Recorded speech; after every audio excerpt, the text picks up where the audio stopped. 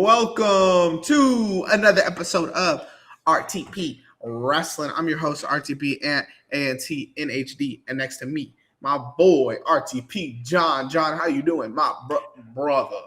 I'm doing good, man. RTP John, not in HD today. Promise you that's going to be fixed. Never again. I'm learning from my mistakes. All right, guys. We'll have that HD webcam next time. But I'm doing great, man. It's been a great new year. You guys will know who's the new world champ. Yeah. You guys will know. Is it Braun Breaker? Is it CM Punk? Did Repo Man return? Who knows? Maybe Chris Jericho came in. Who knows? Hey, yeah, we have a lot of good wrestling coming up. We got the build up to the Royal Rumble. We're definitely going to be having a lot of Royal Rumble content on this channel. So if that interests you, make sure you stick around. Hit that subscribe button down there. You know, if you're a wrestling fan, you can never subscribe to enough wrestling YouTubers. Please, we're a dying breed, so show us some love. Let's just fucking dive into it, man. Let's do it. Let's get right in. You want me to go first or you go first? I think I started off going first last time. So we'll have you go first this time. Yeah, go ahead. All right. This is going to set a tone because this is a banger of a match at 15. I think I have nothing but bangers. Just to give some insight into how I made my list, there's a sliding scale, kind of like how UFC judges damage. I judged it by how it made me feel first and foremost was the most important thing. So this match that's number 15 could easily be the best pure wrestling match on this entire list, but that's not the paramount thing. However, number 15, Chad Gable versus El Vikingo. I'm just going to – or Vikingo. That match, incredible match. Yeah. Chad Gable working with an injury, giving us that level of a match, and then having done double duty that night and then still outworking everybody on the WWE roster. Strictly wrestling match, this could have been number one for me if it was just strictly straight wrestling. To me, there was no feeling or emotion in it because I'm not caught up on AAA. This is my first Vikingo match I've ever seen in my life. And what a match to watch. That Mexican destroyer off of the top rope onto the apron. Chad Gable going, he's just a luchador. He's just a lucha.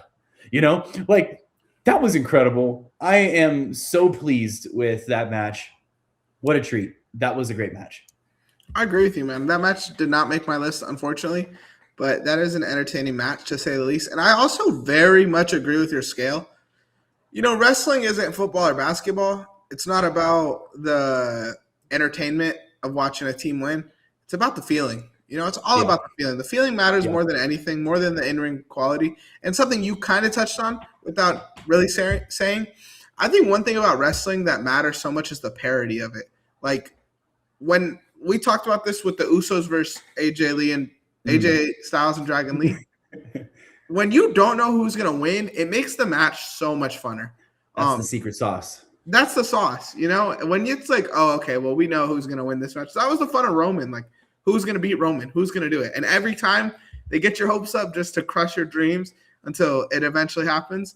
But that's definitely the fun of wrestling. So, I agree with that. My number 15, this is a homer pick kind of. This is a match that I think would have been a lot higher on this list if it had a finish.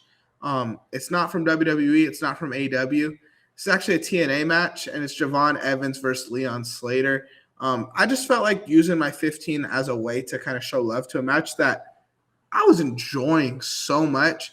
It ends up ending with a dark state interference, which is fine, sure, but you have two of the best young talents in wrestling right now today having an amazing match with each other. If you don't know who either of these guys are, I would recommend checking this match out because it's a TNA match, so you don't get the kind of watered down WWE sometimes gives you. Mm-hmm. And they just go, man. They go in this match. So I got to show love to that one. That's my number 15. I mean, I haven't seen the match, but I'm familiar with both of their games. I mean, I would have bet my life that would have been an incredible match. You know what I mean? And especially we're seeing them now coming up to the main roster. Leon Slater, he ain't going to be over there for much longer. He's going to be a WWE talent in 2026, I think, is obviously going to be Leon Slater's year. I think to take over NXT. I think they're going to move him from TNA to NXT. We're going to have a power vacuum void once these other guys are moving in. I love him, you know. But my number 14, kind of a similar route as Gable and Vikingo, MJF and Mystico. That was also my first ever Mystico match that I'd ever seen. I'm glad you watched that. Yeah, I went back and watched it last week, I think, when we were tossing back the idea, and I was like, I think I really ought to actually watch this, not just TikTok clips of some of the high spots, but actually watch the whole match, the psychology of it and everything. MJF can work any style. Seeing him be that disrespectful douchebag in enemy territory, it gives me like those vibes of those stories of Ric Flair talking about going to Japan and going like all across the world and like needing security escorts out of the building. Love it. Love the match. There's not much more I need to say about it. It did still kind of feel like just like a run-of-the-mill MJF heel match, to be fair, but it was an incredible match. It was MJF at his best. It was Mystico at his best. Yeah, that's my number 14. I have it on my list as well, so we'll touch on it a little bit later. I'll get a little bit yes, sir, more into it. But one thing I will say, now that we're here, just to get it out the way early, I think that was the best wrestling entrance of the year with Mystico coming out. I don't know that song. I don't speak Spanish. So if you guys game like that, please put me on. But I do think, like, I don't think there's a better entrance I've watched in wrestling than that Mystico. You know what's something funny? Which is a crazy comparison. There is one better entrance, and you're gonna be like, well, duh, is Bad Bunny in Puerto Rico, you know? Yeah, well, yes. But that's what I mean, is that it was very similar to that, where every single soul in that building, even their opponents to some degree, is contributing to the aura of the moment. And I hate the word aura. It makes me feel like I'm trying to be a youngin', you know? Even though I'm 24, I turn 25 soon. I think I'm older than you? You know this? Wait, no. I'm younger than you. I'm 24. I'm tripping. I thought you were older than me. I thought you actually were. I thought September. No, actually, it's not you, is it? No. Who do we know from where we? This is such an aside. We don't need to get into this. We'll talk. I'll text you about this. I'll talk to you about this later. But you know, when's your birthday? January 26th. I think you're older than a lot of people I know. There was someone that we knew that got held back and was older than us. I know who it is.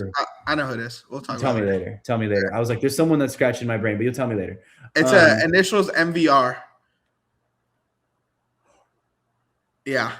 Yeah. We'll definitely talk about that later. Yeah. At number 14, I tried to keep it very much singles matches. There's only 2 matches that involve more than 2 people on here. And this is one of them. And this should be no surprise, especially to you, John, because I feel like I do bring this matchup any moment I have the opportunity to. Do you know where I'm going with this? I want you to say it. I don't want to spoil it. You just have your moment. Dom Penta Rusev, man. One of my favorite matches of the year. Such a fun match, such a creative ending. Rusev versus Penta, both were going. They were putting in that work. And then the finish was amazing as well, with Rusev putting in the accolade and Dom ringing the bell, taking it off, celebrating like he won the Super Bowl. And then Dom comes in there and finishes off the match. It's just like such simple wrestling, but executed to perfection.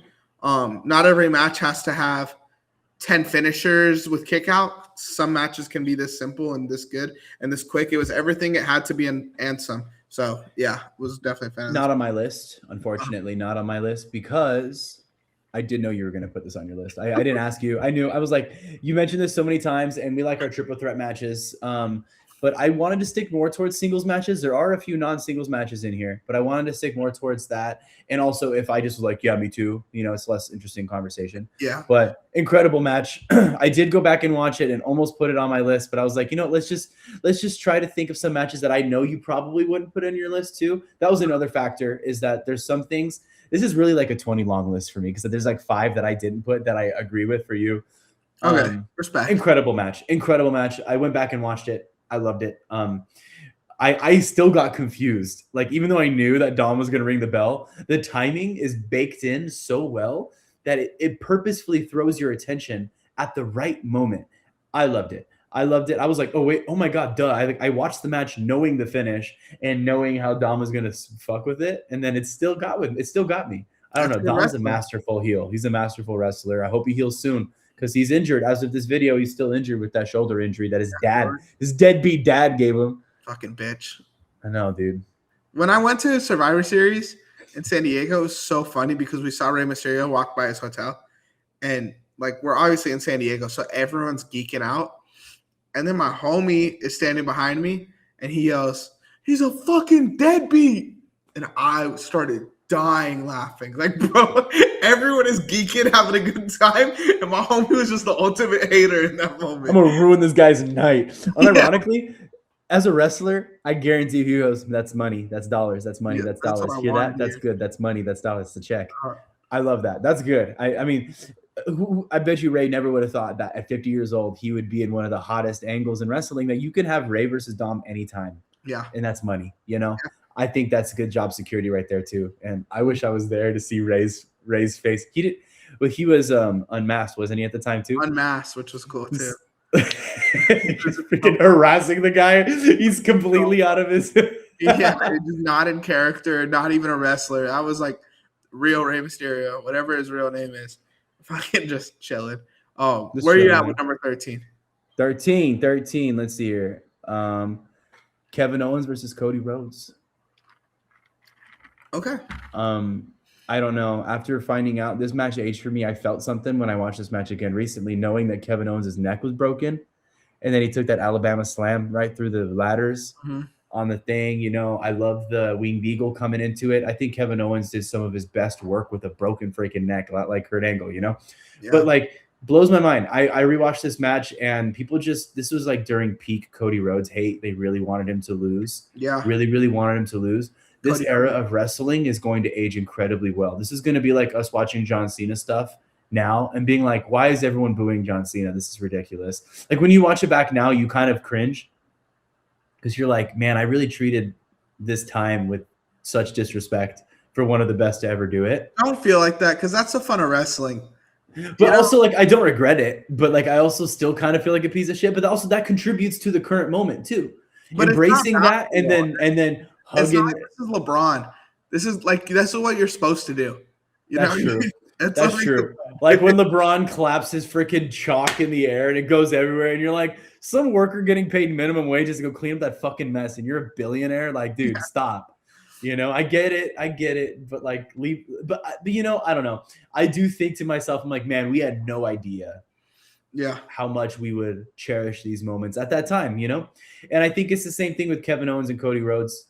For both of them, actually, this match is going to be one of those sleeper matches. You'd be like, you want to see a really weirdly brutal match? That like, and then him threatening to squash Kevin Owens with the stairs, like throw the stairs onto him from down below. Like, I don't know. I thought it was an incredible match. It's one of my top matches of the year because I really felt something, and I still do. I think Kevin Owens, again, I'll say this every week, would have been wrestler of the year if he didn't get hurt. He was absolutely killing it January, February. Not even just with matches like this one, but with his like character work as well, where he just made you feel something. My number 13, I went more traditional wrestling. This match, I feel like, is very similar to Gable Vikingo, where obviously in-ring work rate, probably the best of the year, probably number one.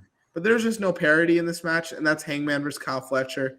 After this match, I literally texted my homies. They just had the match of the year, which they probably did in the ring, but it just wasn't I knew Hangman was going to win.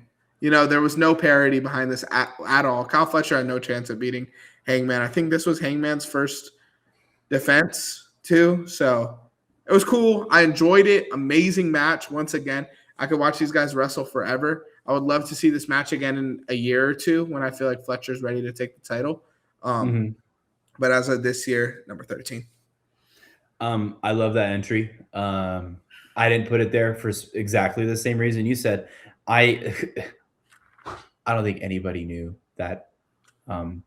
Anybody thought, that Kyle Fletcher was going to win. But that's like one of the main reasons why. Like, it was a good match. But also, I have another Kyle Fletcher match in here that I liked a hell of a lot better than that match. Okay. So yeah, but I did really like that match, and I also think that like Kyle Fletcher's all of his matches are gonna age incredibly well. He's the future of the business. Amen. Amen to that. Where are you going next, brother? We're at 12, right? Oh, yes. Sami Zayn, Kevin Owens. Amazing match. The only reason why it's low is because I've seen the match so many times. It's good every time. I've seen the match so many times. I didn't really care who won or lost either. I just knew that's also another reason. Like I didn't really care who won or lost. I just knew it was going to be a good match and wanted to see carnage. Once again, Kevin Owens with a broken neck. Great match. There's not really much to say. I mean, it's a Kevin Owens and Sami Zayn match. It's going to be incredible. You know, I love the blackout, unsanctioned vibe. It sucks what happens after this, and Kevin Owens going on SmackDown announcing his retirement. Imagine that Kevin Owens Randy Orton match we would have got at WrestleMania. Honestly, getting wound up, dude. Probably would have disappointed if I'm really thinking about it after these two matches to expect something better. But from Randy as well. No offense. Yeah, not knocking the guy, but he just can't go like the other two, which is fine. But yeah, I mean, at least that feud would have been amazing, and maybe we would have got a punt out of Randy eventually. Which kicking Kevin in the head, he would have been like, "Kick me for real" with a broken neck. Like that's crazy. That's a miracle from God that he found out before the feud. Yeah, because like that, Kevin would have been like, "Just kick me in the head. We're not doing the stupid camera angle near miss bullshit." He'd be like, "Kick me in the head." Yeah. And that legitimately could have ended his career permanently instead of this indefinitely thing that we have right now, where I think he'll probably come back in a year or two. Hopefully, man. Hopefully, even like I mean, Rumble would be crazy. I don't think so, but Rumble would be crazy. Rumble would have me emotional. If he came back in the Rumble, he better win that bitch. And then we could get KO versus Sammy for the title at WrestleMania. Book it. Cinema. That's actually cinema. Like, actually, legitimately, that I think all of us would be crying. Like, just standing up there like. If Sammy wins the title at Saturday Night's Main Event, then I would be convinced Kevin Owens is returning at the Rumble. So there's that. We'll see. You know, I may be a misogynist because number 12 is my only women's match on the list. And I was looking at it right now. That's why I was typing, and I was like, should I change something up? Ended up not. I'm going to stick with it. I think this was the best women's match of the year, and that's Mariah May versus Toni Storm. I'll give my flowers really quick, if you don't mind, to Becky Lynch Lyra Backlash. I think that was an amazing one. The women's triple threat at WrestleMania, I'll give that one its flowers too. But other than that, like even the Evolution match, I feel like gets overhyped a lot. I don't have that anywhere near my list. But Mariah May versus Toni Storm was a 12-minute, super simple match. Amazing storyline. Sends Mariah May to NXT. Hate to bring this flex up again, but being in the arena, like just it felt so different, you know, being there and seeing it live. And it was just amazing, man. I think there probably was a match that was better on TV, but the energy in the arena, it just like it brings so much out of you. Yeah, there's not much acting you can see when their face is fully covered in blood. They're just bodies getting beat up. When you actually like on TV, you see the reactions and you see the micro facial expressions. It's a great match. It's on my list somewhere, so I'm not going to get too much into it. But yeah, I agree with you. Great match. My number 11, Ilya Dragunov versus Carmelo Hayes. I love it. Where Ilya wins? I mean, where Carmelo wins? Carmelo wins, yes. Okay. I love the match. The only reason why it's a little lower is just because my feelings were there for Carmelo Hayes finally getting his flowers. But also, what are we doing with Carmelo Hayes? Why is he getting this monster push all of a sudden when he was doing like really, really bad garbage slop stuff earlier in the year? Like, not even his fault. I mean, he's obviously one of the best athletes in WWE. He's him. But no, great match. Carmelo Hayes pushed him to the moon. Ilya Dragunov also pushed him to the moon, you know? Ilya losing hasn't hurt his stock at all. Not at all. No, I agree with you 100%. I think it's definitely a fun match, obviously. I just realized now, I was looking, I don't have any matches from weekly TV. All of my matches are PLEs or pay-per-views or stuff like that. But yeah, amazing match. One of the best weekly matches of the year, I would say that. Speedball versus Kyle Fletcher is definitely one of those where it was like amazing weekly that TV. Almost made my list. Did not, but almost made my list. Do I have anything else that was on my honorable mentions like that? I guess I could throw an honorable mention to those. Pretty much all the Continental Classic matches I would throw an honorable mention to. Let me see. And every single Gunther John Cena's last tournament thing match is definitely an honorable mention. Other than that, Except for that, I was about to say, except for the LA Knight match. That shit was weird. but I did like Gunther frog splashes always get a chuckle out of me. Like I always love to see big man go top rope. And he does it so smooth because he gets the 1 foot up, and then the second foot's up, he's already taken off. Like I'm going. Yeah, you know. And he always lands toes first, so he's like, you know what I mean? He hits the water slide frog splash where the second they say go, he goes. You know, he's just gone. Yeah. My number, you said my number 11. Another promotion, not WWE and AEW, but this was definitely one of the best matches of the year, early in the year. And this match has a special place in my heart, and I'll explain why. Gabe Kidd versus Kenny Omega. Amazing match in New Japan Pro Wrestling. Gabe Kidd defending New Japan's honor. Kenny Omega, first match back in a while. Another amazing entrance as well. Came out with the fire blazing and stuff like that. But this match means so much to me because this was at a point where my house's power was knocked out for 2 weeks. And I was in winter courses in college, needed to pass the class to graduate. So I was staying at my grandma's house. And this is like my first day staying there. I saw this match on Twitter, was like, I have to watch it. So after class, I grabbed a 6-pack of beers, sat on grandma's couch. What? Popped on the TV. What? New Japan Pro Wrestling. What? 5-star banger. What? Too drunk to finish. Hell yeah. Amazing work by you, by the way. But yeah, barely finished this match, rewatched it recently, and I was like, fuck, man, this was such an amazing match. And it held up? Hell yeah. There you go. Up. One of those matches where you're clapping while you're watching, you know, at home, sitting at the computer. Like that was the Gable and Vikingo match where like when I stood up several times, but I need to watch that match. I haven't seen that match. Amazing match, bro. You would love it. I think it's definitely your style. It's a very strong style type of match. Mm-hmm. Not too like dirty violent where it's like John Moxley getting fucking stabbed in the chest, but there is like some blood elements and stuff like that, but it's just a very good, gruesome, hard-hitting match. I believe this is the match the booker, they show him after, the guy that books the match, and he's in the crowd crying watching the match. Like, just what you want to see, man. That's actually such a cool touch. Yeah, it is. It adds to it completely. So I would definitely, after this, I said this on the weekly wrestling show. If you watch Monday Night Raw, if you watch Tuesday Night NXT, if you watch Wednesday Dynamite, if you watch Friday Night SmackDown on Saturday Collision, and you still want more wrestling, find Gabe Kidd versus Kenny Omega, and I promise you'll enjoy it. My number 10, Bianca versus Io versus Rhea. Here's the thing. I didn't actually like it as much when I first watched it. I think I was just exhausted, and I was just so upset with WWE because of the Travis Scott bullshit. And I was just jaded. No pun intended. Actually, she wasn't there yet. Right? No, Jade hadn't debuted yet, right? By then, that was for April. This match. Jade debuted like 3 years ago, dog.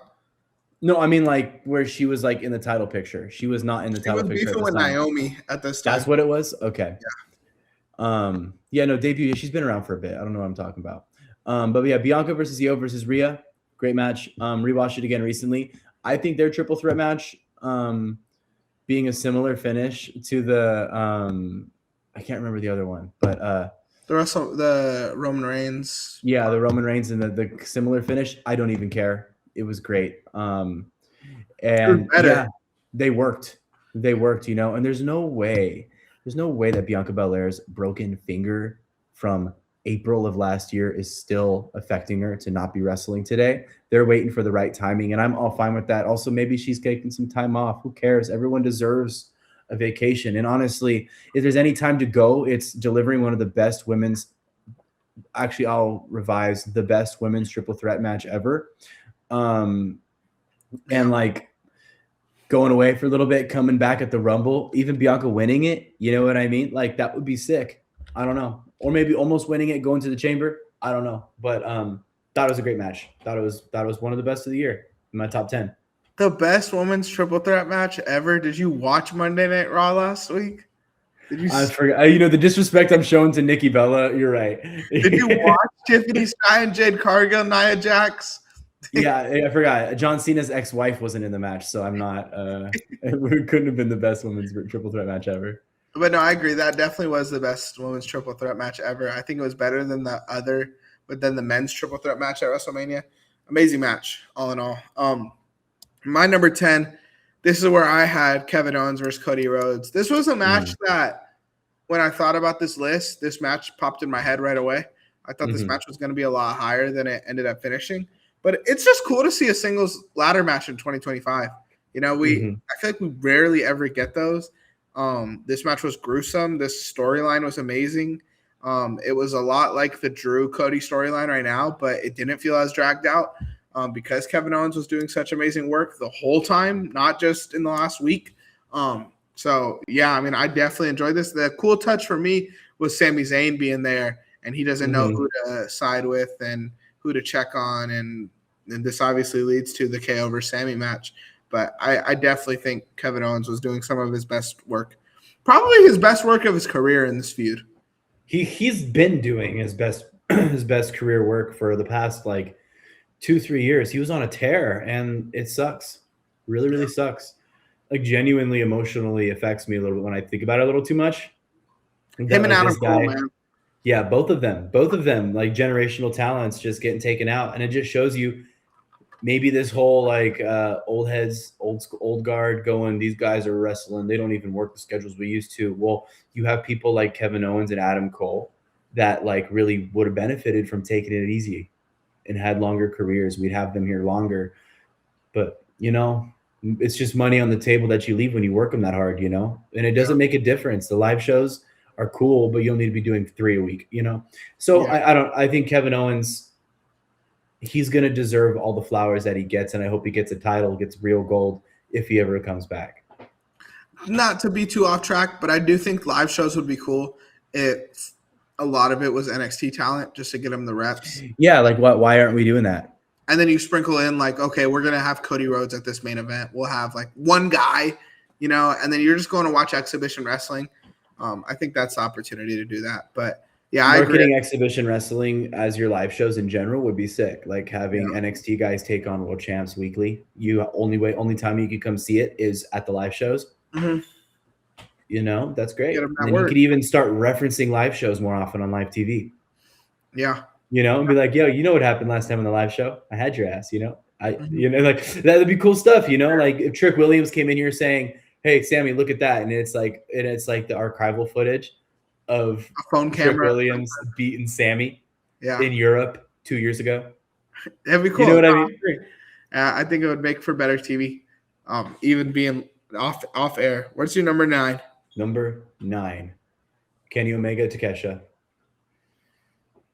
Kenny Omega Takeshita. Where was this at? Why am I blanking on this? Or was there did I mix up Takeshita or Okada? No. The one where Kenny was vomiting blood. This is Revolution, correct? You mixed them up. We talked about it last week, and you mixed them up. I mixed them up. It's just, you know, I don't mean to accidentally mix up the two New Japan Pro Wrestling guys, but oopsie. So I'm right. It's Kenny and Takeshita? Yeah, right? It's Kenny Takeshita. Yeah. Takeshita, yeah. Takeshita. Kenny Omega versus Kesha, yeah. Still would be 5-star banger. It was great. It was great. That match was incredible. Kenny with his diverticulitis, like George St. Pierre, and Brock Lesnar spitting out that blood. You know, that match was brutal. Number 9, easy number 9. Could have been number 5. Everything else after this is really tight. What sucks about this match is it's, I don't want to say forgettable, but that card was so stacked between some of the matches we'll talk about later on. The Hollywood ending match, and then, not that this match was great, but the Jon Moxley Edge main event was so fucking terrible that like that took up most of the conversations about the show. So I just feel like this match is lost in the dust. I don't have it on my list, but I do think it's an amazing match. So it didn't for me because I watched Revolution on an airplane when that was the only thing I could watch. So like, and it was like the downloaded video. So for me, it was one of those things that I was like, yeah, this really stood out. Tell me who Mercedes Moné wrestled that match that night. And I was there. Was it Athena? I couldn't even tell you. I watched it not even 3 days ago, and I don't remember. let me see. You know what I'm saying? Like, it's one of those things that there were some forgettable matches, but I don't think Kenny Omega and Takeshi is one of them for me. If you rewatch Revolution from start to finish again, I think you'd be like, what the hell was Tony Khan doing putting all of the best matches of the year on one pay-per-view? You know what match I really liked on that card, which isn't on my list? The Swerve Ricochet match with the scissors. And then FTR had a good match too. Did they? FTR was on this card. I think they did, didn't they? Or I watched like 4 AEW things back to back, so I'm trying to remember. Not on this card, but this was before I was an FTR stand. This was the Outrunners, the old head guys that would come out and they say, fuck it. They do the elbow and they say, "You son of a bitch." And then they were the 80s, right? Like the 80s looking wrestlers? Yeah. Yeah. I remember what they are now. I remember this is when they were hot. But yeah, Mercedes when I fought Momo Watanabe. And then I also got to watch fucking Big Boom AJ. So that was a W too. Oh, true. Yeah. I forgot about that. That got a pop out of me. My number. Yeah, what's your number 9? My number 9, this is the best tag match, I think, of the year. No debate about it. I won't hear any other names over this match. And that's the Young Bucks versus Swerve and Will Ospreay. Have to fucking shout this match out because I think this match was so fucking good. Between the entrances, the stipulation, the match, you know? Like, everything about this was cool. The aftermath with the Young Bucks being broke. I love everything about this match. They could have wrestled for an hour and I would have been entertained the whole time. You would have been happy, yeah. Super kick party all the way. Swerve and Ospreay I'm cool with them teaming. Yeah, man, even thinking about this match just makes me smile. Just makes me happy. So getting all giddy over there. I agree with everything you said. But my number 8, Rollins, Punk, Roman, simply for the fact this is literally the resolution to the pipe bomb promo. This literally goes back as far as that, which is why for me when I watched it, I was like, this is the craziest moment for Punk. Like, this is the resolution. This ties into The Rock. This ties into Cena. This ties into Vince McMahon himself. It tied into so many things. Paul Heyman, and then also with the freaking triple nut shot, like, you know, double nut shot. Yeah, like double triple nut shot. Double triple nut shot. That'll be the new added pay-per-view that WWE adds. But no. So I thought it was brilliant, and what it meant was a lot. I do think altogether the better match was Bianca, Io, and Rhea, but what it meant, Rollins, Roman, and Punk getting the resolution to the pipe bomb promo from ages ago, even ties into Ryback weirdly too. That's another person I'm thinking about in the feud. I don't know. That was great. It just did something for me, and it was a really cool moment, and the only natural way that you could try to match what WrestleMania was the previous year, which was even crazier. So yeah, I liked it a lot. This was amazing. I mean, maybe I'm a dummy, but one thing that kind of pisses me off when I hear people talk about this match is like, we all knew Paul Heyman was going to turn and side with Seth. And like when I was watching that match, I never thought that whatsoever. I don't know if you're in the same boat as me, but I love that surprise at the end too. I was very surprised, which was fine, you know. I knew the first word was probably going to happen. I was like, okay. But then when the second one happened, and when I saw Paul Heyman staying on a knee, I was like, either he blew his quad Vince McMahon style and can't get up, or he's got something else planned. And then he hit him in the dick, and then Paul Heyman got up, which honestly is a feat in itself. But yeah, I thought that was an incredible moment, and that swerved me really bad. That was wrestling. That was some good stuff. At number 8, this is where I had KO over Sammy. I feel like we kind of touched on everything with this match. I think this was probably the most gruesome WWE match of the year when it comes to it was a lot. Yeah, which is fine. I think sometimes you need that here and there. Not as much as AEW does it, but I do think that this was valid. I didn't feel like gross or anything like that, but I did enjoy it a lot. Even the ending with KO, I think he was going to hit a pop-up powerbomb on the cleared out, no padding floor, and then Randy makes a save. Just a fun match, man. Definitely, like, I don't want to speak like this, but if this is Kevin Owens' last wrestling match ever, I think this is a great way to go out. And I think he probably agrees. Yeah. Going out with Sammy, I feel like that's probably how he envisioned himself retiring anyways. Yeah. So I hope it's not. Yeah, I hope it's not too. But if it's how he goes out, I don't think he's mad about that whatsoever. Great match. Great match. Where are you at? My number 7, Mox versus Hangman at All In. Probably higher. That feels low. I know. This is why. If you rewatch it now without the context of the emotional release of it actually happening, I had gotten into AEW after this match happened. You rewatch it without any of the emotions of earning that moment of Moxley tapping out. You're just like, it's just a Moxley death match. But I didn't earn that. I didn't have the years and years and years of Moxley fucking being himself. I didn't have the relief of the title coming out of the briefcase. I didn't care. You guys hadn't seen the AEW title in how long, That was a huge moment for AEW fans. Wasn't for me because I just got into AEW. I didn't the stakes weren't there. So when you're looking at it from that perspective, the fact that it's so high up on my list for me already kind of feels like a give, just because I've seen Hangman matches that were technically better than this one. I've seen Moxley matches that were technically better than this one.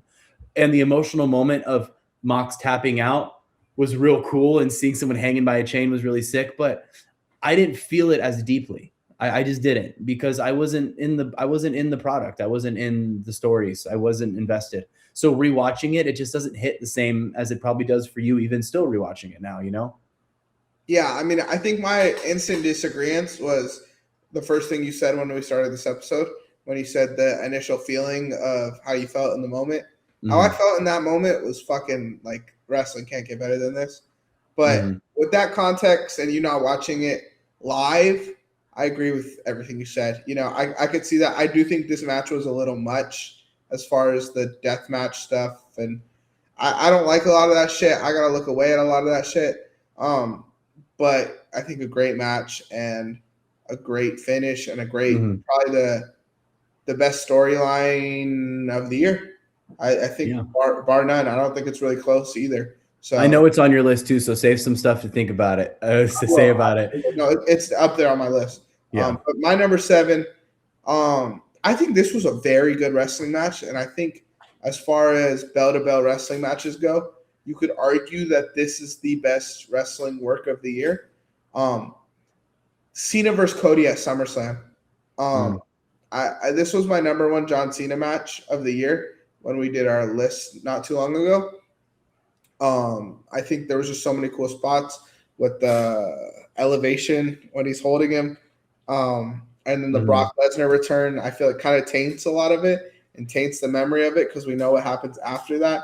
But as far as in-ring goes, this feels like the passing of the torch to the next generation.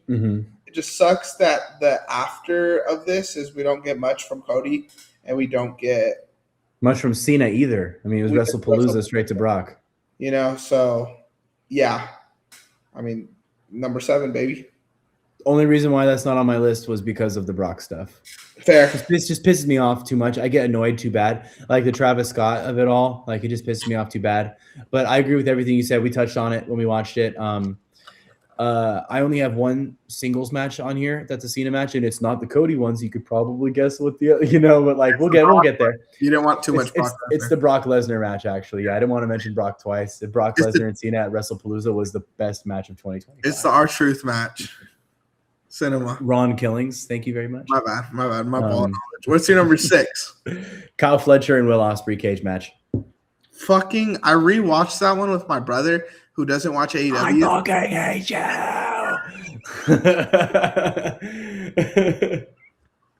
It was so good. Dude, fucking much. That match isn't as high on my list. And I hate to fucking sound like this guy and keep saying being there. But I think being there, I don't know if I could have watched a better match live, if that makes sense. Like the optics of them on top of the steel cage and the Spanish Fly staring at each other. It just doesn't get better than that, But it was great. I'm fucking talking about your list, so please go ahead. I agree, though. No, I fully agree. Kyle Fletcher, Will Ospreay, I fucking hate you. Like, it was so good. People called it a spot fest, but I actually think there's only a couple spots in it that seemed really set up. Everything else made sense. The Spanish Fly made no sense on the setup, but we knew what we were getting. What's a fucking spot fest? A spot fest is a yes and no. So this is the contest. This is the context of spot fest. And if I'm wrong, tell me I'm wrong. I don't care. I'm always wrong. I'm wrong all the time. I cut someone off at a four-way stop the other day. That wasn't a four-way stop. I'm wrong all the time.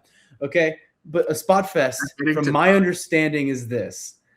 It's when you're just doing shit to do it. There's no selling to it. Like you see this in Lucha a lot, where it's like Ray will run up and someone jumps up and he has to like catch him perfectly, then push him up and spin him to get him into the thing. It's like the person is working with you a little too much for the move, where it doesn't really like look like you're doing something to someone. It looks like you're doing something together.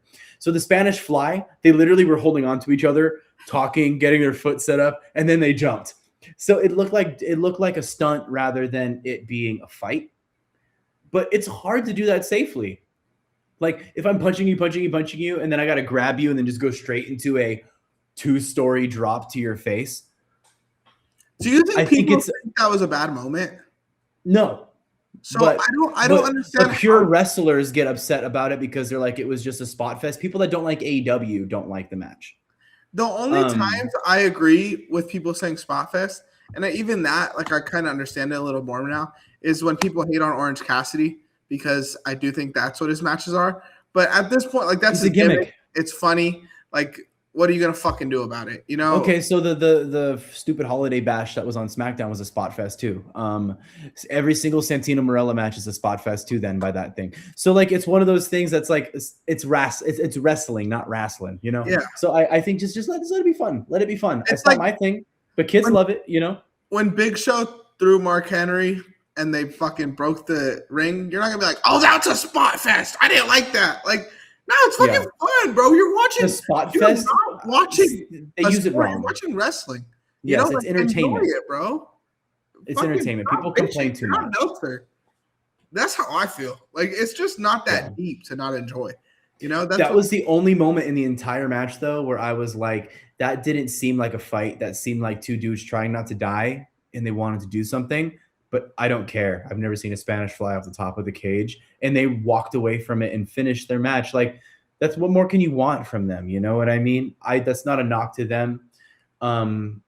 Maybe if they run it back, they'd be able to do it a little quicker, maybe a little less setup for the Spanish Fly. Who cares? They're safe. Yeah, I think like who cares? Like literally, who cares? Match higher, and this is I'm not even trying to like give this much energy, but John Cena versus AJ Styles is a fucking spot fest then. And like, yes, no one's going to hate on that match because it's beautiful. It's a work of art. It's fun.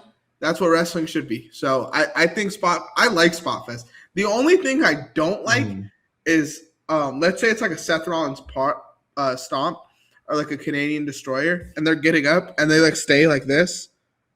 Like I hate when they do that, you know, and they keep their head down. I just like, bro, fucking put your head up. You don't fucking rest stuff like that.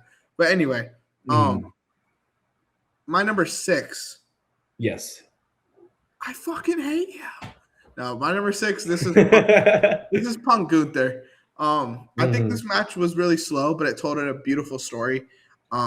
With the best cash-in wrestling history included on that. Punk winning the title, the GTSs, Gunther teasing that like count-out loss was really interesting too in this match. Seth Rollins throwing the crutches, like everything. I include that as part of this match because that's part of the storyline. This match was so good. Yeah. I don't know if I've told this story on this podcast before, but I watched this show after having a pool party, and there was a lot of people fucked up in my house, and a lot of them were sleeping. And I was watching SummerSlam kind of alone in my living room, slowly going through it. And then my brother came home. And he's like, did you watch the Gunther match yet? I was like, no. And he's like, I'm going to watch it with you. Because he saw the clip online of the cash-in. And as I'm watching it, like I could feel him looking over at me. And I'm like, fuck, what the fuck's going to happen? Because he knows I'm a mark for Punk. And I see Punk in it, and I'm so lit. and then I hear Seth's music coming out, Burn and I'm it like, down. bro, fuck me. You know, like the feeling in that moment, I don't think I've had a better feeling that year. Did you just go float in your pool for the next hour? You're just floating, looking at the sky, like what's going on with life? I haven't really liked Seth this year. Up until I think my favorite Seth match this year is his Crown Jewel match with Cody. I thought that match was really good, Great really match. underrated. A lot of people like shit on that match. I don't get why. But this was like peak Seth hate, peak Punk love. People are just tired of the Saudi Arabia bending over that a lot of American companies are doing. But people were a lot harsher on Crown Jewel than they should have been for the AEW quality. Is the only fighting promotion not owned by the Arabs. As an Arab, fucking shout out my guys. That honestly doesn't really surprise me because of how many like more left people they have, like liberal people they have in AEW. Their product benefits from being a little more Switzerland on these things. Makes sense, fill that niche, because there's a lot of people I know that don't mess with WWE because of the dealings and all of that, which we don't need to get into that, but like it's legitimate. It's legitimate concern, and I hear it. You know what I mean? And hey, AEW is there, and honestly, this year, hot take, overall better than WWE. Cleared it. Which I know you and I agree, but I think AEW cleared it. But yeah, I agree 100%. My number 5 now, right? Go ahead. Toni Storm and Mariah May. Nice match. That match was so good. I watched that one 2 days after it happened. Actually, that's the only match I watched within the same time frame of Revolution, because it went so viral. People saying this is legitimately so good. Simon Miller had so many incredible things to say. The guy in Cultaholic said the same thing. All these other wrestling guys were all like, this is like one of the best matches almost ever. With the Hollywood ending 12-minute match, they fit everything. They all looked great. They both look great. I think that was just one of my favorite matches I've ever seen, period. Let alone this year. I mean, top 5. This year was some of my favorite matches I've ever seen in my life. So really? That's the thing. Yeah, like if we want to do an all-time matches, that's a video for later. But some of these matches are in my all-time, actually. I'll save that, though, for that video. That's a video for post Road to WrestleMania. Yeah, once we're in that slump. That's fucking November. Once we're in that slump, yeah. Yeah, but no, I agree. I think that's the best women's match of the year. I don't know if I would go as far as to say one of my favorite matches ever, but I do think it's one of the most creative matches ever, and one of the funnest matches ever. That's like those two workers doing their style that they do better than anyone else in the best setting for that. So, yeah. My number 5, this is where I had MJF versus Mystico. Totally fair. Just one of the best matches I've ever watched. Not everything needs a fucking 2-year build, storyline, pump up. Sometimes, and I know we agree on this, John, and I'm not trying to throw you under a bus for saying this, but racist wrestling just works, bro. Racist wrestling just works. You have an ignorant white guy go down to Mexico, disrespect him, fuck him up, beat him, and then you have the Mexican dude win in front of the Mexican crowd. Like, that's all wrestling has. It works. That's all I need. That's all I fucking need. Against all odds, he overcomes it. It's I mean, it doesn't have to be fucking the Iron Sheik being like Iraq and Hulk Hogan being pro-Iraq and like it Sergeant Slaughter being pro-Iraq and all these pro-Iraq people. Oh, this is weird. Someone call Vince. Have the Mexican guy love Mexico and the American guy fucking love America and think it's better, and then we just do the upset. It's just fun. But AEW does it right. That's the thing. AEW does the racist wrestling right, where they actually have the person that's being punched down on win and have their dunk moment. WWE will be like, we're going to punch down on you, and then we're going to bury you, and then we're going to fire you. You know who I need to do Cinema. One of those matches? I don't think this would ever happen because you can't do this with this guy's race without it coming off a terrible way. But Gunther having a fucking Austrian is he's already doing it. Do you know his jacket he walks out What? That's Ralph Lauren, bro. Like I don't remember who the Nazi like designer is, but that jacket he's wearing, that trench coat he wears, that's like he's trying to look like World War II soldier. Like I think he's No, now he wears openly the wants to lean wrestling, into it. like the. Oh, the coat. But I'm talking about when he was in Imperium. Okay. Yeah. Imperium, right? Is that what it was called? Yeah. Where he walked out with all of them and they had the hands behind them. Yeah, they were like they sick. literally looked straight. I don't even want to say that word on this because the algorithm will pick that up. But a couple lightning bolts in the Titantron might have looked the part, is what I'll say. It looked straight out of propaganda. Like, and honestly, like, it works because it's just a throwback act. He wrestles like a 40s wrestler anyways. Like sits there just like I want him to bring back the move where he just kind of grabs your shoulder hard. Yeah, that's just what wrestling should be, bro. I just really think so. Make the heel hateable. Like it's not rocket science, And if you got to use a little bit of racism here and there, go ahead, brother. I feel free now. As long as you use it to put over the person, the subject of the jokes, but even if you don't, bro, like as long as it like, just have. Well, I say put over as in they're ending in a better spot than they started. Yeah. Okay. I agree. Doesn't necessarily mean winning the match. It means you're still giving them shine to be a bigger star rather than being like, and back to the mid cards. And now you're on 205 Live. Now you're on main event. Now you're on, you know what I mean? Like the Booker T Triple H. Like, I don't think that one is the right way, but I think there's a way to kind of maybe make them lose and give them sympathy and get them over that way.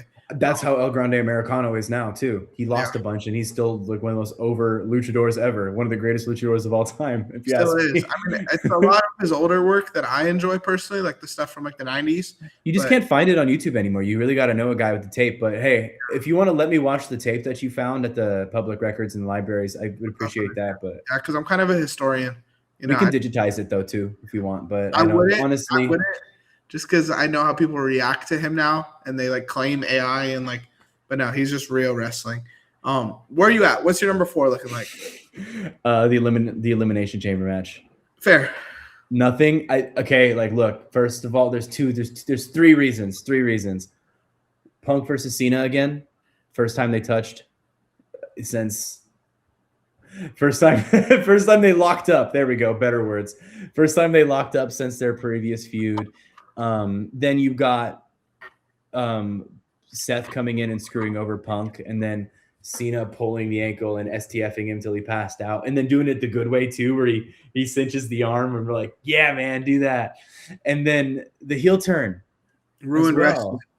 Like 3 of the craziest things out of everything that happened in WWE, I felt more in that moment than I did honestly in Cena's retirement because of how that match went down. Like more of the like, holy shit, this is a huge moment. You didn't know it was coming. Exactly. You knew he was going to retire. Maybe not lose, but you had a hunch. Yeah, I mean, I stayed away from gimmicky matches like that. But if I had to pick one this year that was the most memorable, it would definitely be Elimination Chamber in that entirety of that pay-per-view, honestly. What's your 4? Number 4, this is where I had Hangman versus Will Ospreay for the Owen Hart Classic, I think the tournament's called. Winner fights Moxley. There was just, especially watching it in the moment, there was a lot of parity in this match. There was a lot of people split. The pay-per-view to beat Moxley was in Texas, but Ospreay also never won a world title in AEW unless you count the Continental title or the International, whichever one he won. So, yeah, there was a lot of I don't know who's going to win this match.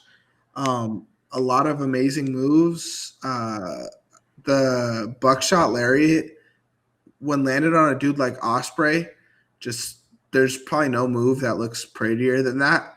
Yeah, and Ospreay sells like a champ too. Everything about this match, man, beautiful. 5 stars, all in all. Couldn't have said it better myself, man.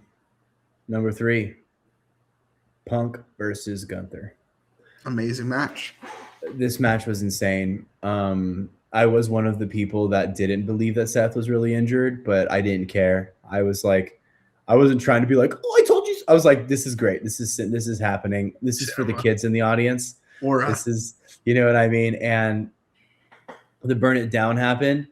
And it's so funny how he walked out with the crutches, and I was like, "Oh, I bet you anything." I was like, I bet you anything. He just like, what if he just threw the crutches? That'd be so funny. Or like, what if he just dropped it? Well, I thought, what if he did a Willy Wonka, where he walks with the crutches and then does a front roll, and then pops up and then like runs. I could see him doing that. Like something like Willy Wonka. Like I literally thought, because he was dressed so stupid too.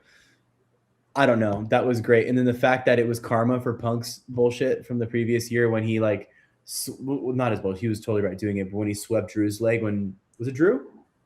Yeah, yeah, he swept Drew's leg and then hit him. Yeah, like it was such a good callback to that too, where he was shitting on Drew for so long for having like a 3 or 4 minute title reign before Damian Priest came in.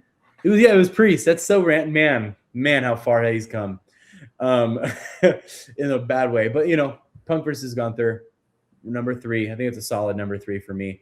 I'm a Punk mark too. That was great, and seeing him lose like that, and it was the right move. That was the right move. It was the perfect time to do it. I loved it. It was a great match. Even though I'm still sad about it. I mean, Punk's champ now. Who cares, right? Couple things I didn't like about that match, just because I already showed it love. I thought it was kind of weird that it was like a random triple threat match. Winner fights Gunther at SummerSlam. I thought that was a little weird. But I did like the promos between them and Gunther. I'm the best in the world. You think you're the best in the world. I'm the best in the world. You say it. You put it on a shirt. I am it. The fucking average Gunther promo. And then, yeah, it was just good. And Gunther looking at his own blood while like, oh my God, I've never seen this before. It's usually inside of me, but now it's outside of me. Like it was funny. I liked it. I like that too. But what's your number 3? My number 3, this is where I had Ospreay versus Kyle Fletcher in the steel cage. I fucking hate you. Just fucking sit him up. That's where Freaky Fletcher comes from now. That's the Freaky Fletcher, yeah. Yeah. Fucking him licking the screwdrivers and licking the cage and licking his hand. So gross. Licking everything, bro. Freaky. I mean, it's a perfect way to describe it. Fucking, he's freaky. I could have done without the Mark Davis stuff in this match when he comes in the ring. I don't find him didn't need it whatsoever. But I think at that time, Fletcher and him were a little bit closer because they were just breaking apart as a tag team. But other than that, yeah. And him bleeding when he came back in the cage, and I was like, dude, even he had to bleed too. Yeah, like, everybody's bleeding. However, that spot where they kicked the door open and hit him real hard, that was sick. And I do like the whole WWE needs to do this too. The whole escaping the cage thing, not winning, is so much better than leaving the cage and you win. Yeah, I don't like it. Or at least get rid of through the door. Over the top, I kind of get it, but it's a cage. Why are you trying to leave?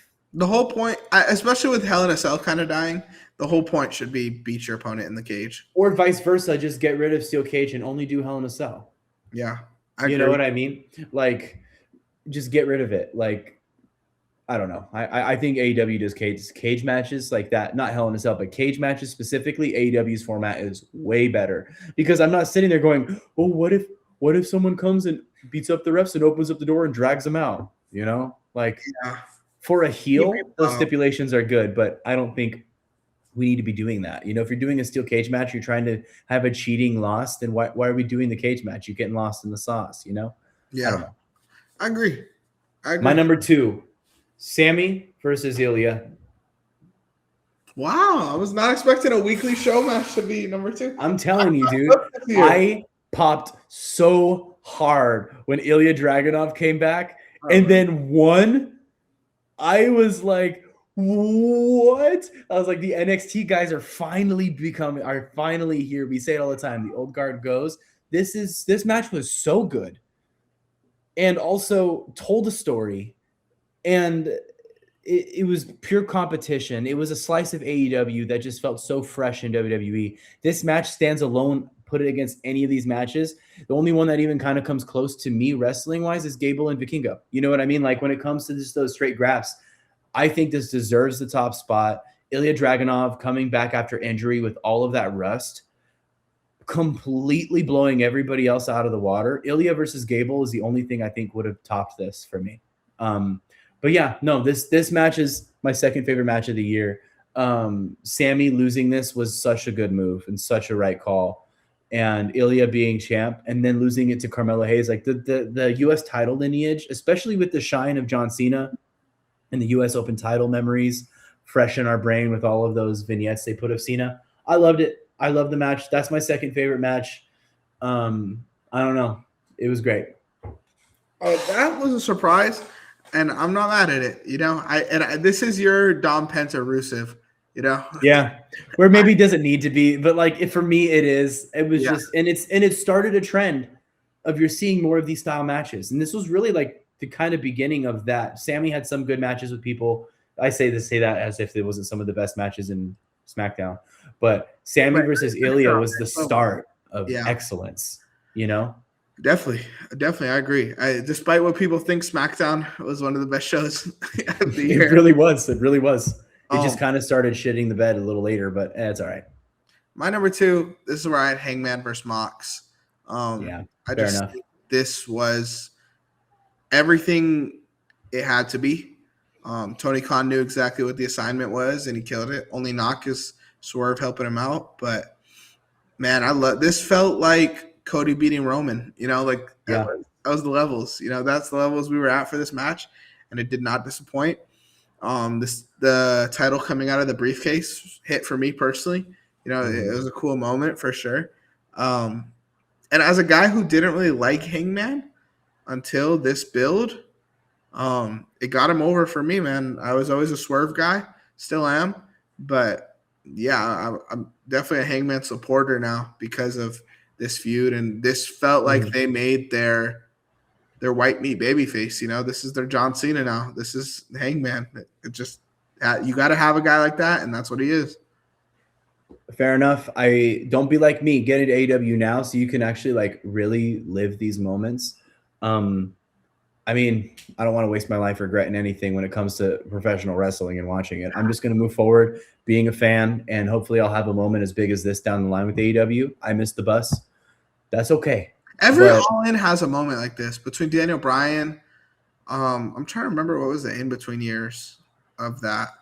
But it builds up every couple of years, and you have a crazy moment. Every year, bro. Adam Cole versus MJF was fair enough. It just doesn't miss, man. That's the fun of wrestling. But I know you're number 1.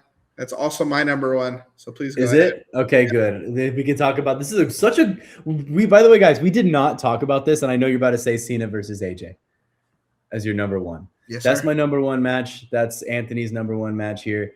I don't think there's any other answer. I just rewatched it again just to make sure that I felt right about it. Because like you said, people said it's a spot fest. It's go suck a big old one, like it's so good. This is John Cena. This is AJ. This was literally Cena's best match in the last probably 15 years. Like genuinely incredible Cena match by any standard. Not even like nerfing how we think of Punk now, where if you try to compare him to 10 years ago, Punk isn't the same performer. This is Cena in peak form, working at the highest level. This is AJ in the same exact boat, in the same pocket, both of them just working like a dream. This is my favorite match of the year. I don't think anything this year topped it. AEW, WWE, New Japan Pro Wrestling. This made the heel turn worth it. This made everything worth it for me. This was the best match of the year. Yeah, I mean, I second everything, man. The finishers, the moment, the feeling. I don't know if you're like me when you watch this, but before this, Cena was kind of doing people's finishers, like won a match, and then like he does another one, and then he does another one, and he does another one, and then AJ starts doing them, and then you're like, oh shit, I kind of know what this match is now. Let me pick up whose moves they're doing, and then you get the calls to TNA. You get the calls to legendary Cena opponents. The Bullet Club, too. Bullet Club. Just no singular move was better this year than John Cena hitting his sister Abigail. It just... That was crazy. That part made me cry. When I was watching it, yeah, that part... Well, not like, what I mean? But like, I got choked up, misty-eyed, and I was like, man, this gives me goosebumps. It gave me goosebumps talking about it. It gave me goosebumps watching it. Yeah, I mean, if you want to knock this match, it isn't as like traditional as some of these other matches, but you watch wrestling for enjoyment, Yeah. I think anyone whether you grew up watching wrestling or you didn't, would take this match and with the proper context would understand how meaningful this match means to John Cena and AJ Styles. And this match kind of brought AJ Styles back in a way. I feel like he was kind of doing nothing. He feuded with Logan Paul for WrestleMania. And then I want to say he was shelved or no, he had the feud with Dominic, but it was like kind of a nothing feud. You got to beg to get AJ Styles versus John Cena. They said they planned it anyway. This is what they were always going to do. But then they went back on that because you remember? Did you watch the podcast with I forget which Cena podcast he said it was, but it was not planned. Really? Okay, good. He said it was a request, but it was not planned. It was not planned out from the beginning. They wanted to make it happen, but they didn't know how. But it wasn't really working out. So he was like, but then they were like, he requested, he texted, it was his idea to tweet about it. Which is funny because Triple H said it was his idea. Then The Rock said it was his idea. It was my idea, actually. So. And then actually Repo Man said it was his idea. And then the Gobbledygook said it was his idea. Yeah. Willy Wonka, I think, got in there. And then Penta said, "Yo soy my idea," which is I am my idea. Horrible Spanish. Whatever. I think it was great. I have no complaints. And I want you to send me your list so I can see which ones weren't on mine so I can watch those matches. There's a few of them I hadn't watched, so I definitely want to do that. But yeah, man, I got nothing else to say. We'll do comment down below. Let's just do your top 5. I'm not going to read through all 15 of your top 15. So just comment down below your top 5 matches of the year. And then give us a sleeper or two, man, especially if it's something in a not typical American promotion. Would love to watch some of your guys' favorite matches of the year. But I've been Ant. This is John. We appreciate you guys so much for staying tuned with us for another episode of the Run the Play Wrestling podcast. We out. Good. Bow, bow, bow, bow, bow, bow.